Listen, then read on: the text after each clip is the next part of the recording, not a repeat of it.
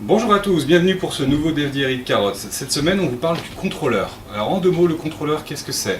C'est un petit logiciel que vous pouvez installer sur vos iPads, iPods, Android.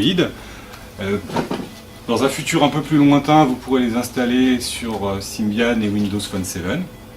Et l'objectif en fait du logiciel, c'est de vous permettre de contrôler toutes les fonctions de haut niveau du Carottes, à savoir la photographie, la musique, le TTS.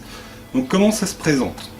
En deux mots, comme sur toutes les applications iPhone, hop, j'ai une application, je me connecte à mon lapin. Donc là, la LED blanche m'indique que je suis effectivement connecté. Après quoi, je peux commencer à utiliser plusieurs des fonctions du lapin. Donc la première que je voulais vous montrer, c'est la photographie. Donc je lance la photo, et hop, ah c'est moi. Et en fait, toutes les secondes, le lapin va prendre une photo, ce qui vous permet effectivement d'avoir une idée un petit peu de ce qui se passe au cours du temps. Alors évidemment, je peux arrêter le process, donc je reste sur la photo. Ça, c'est la version 1.0 du contrôleur. Dans la version prochaine sur laquelle on travaille, l'idée, ça sera de pouvoir sauvegarder les photos qui seront prises par le Carottes. Bon. Ça, c'était la première chose. La deuxième chose, c'est le contrôle des médias. Donc vous aviez déjà vu dans un précédent DFDRI qu'on était capable de lire les médias qui étaient stockés sur une clé USB depuis un logiciel qui s'appelle MPD. Maintenant, ce qu'on a fait, c'est intégrer cette partie-là dans le contrôleur. Donc typiquement, hop, je lance ça, les Pugs, et il va me lire une chanson des Pugs. Voilà. Donc évidemment, je peux baisser le son, monter le son. Donc aller d'une chanson à l'autre, ou même le jouer en aléatoire.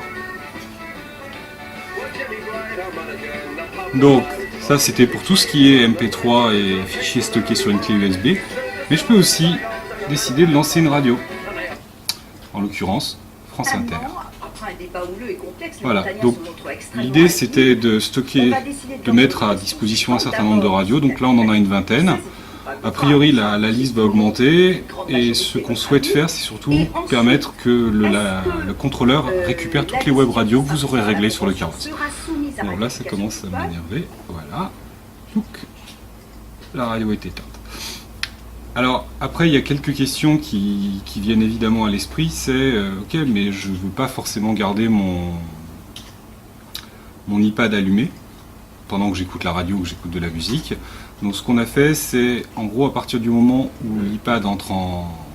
vous éteignez l'iPad, il y a à peu près 20 minutes d'autonomie, ça correspond à peu près à la mise en sommeil profond de l'iPad.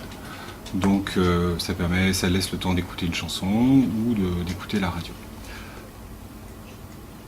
La troisième fonctionnalité, c'est l'usage du TTS. Donc là typiquement je tape un texte. Oups.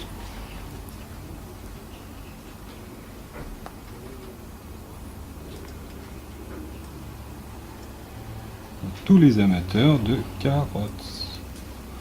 Bonjour à tous les amateurs de carottes. Voilà. Donc là, et ça vous permet de faire passer des messages à distance, que ce soit par votre smartphone ou votre iPad. L'idée aussi, vous avez entendu la voix du lapin. Pour l'instant, c'est une voix féminine, mais là aussi, on laissera une large part au paramétrage. Voilà. Après, vous avez des fonctions un peu plus évidentes, comme le mouvement des oreilles.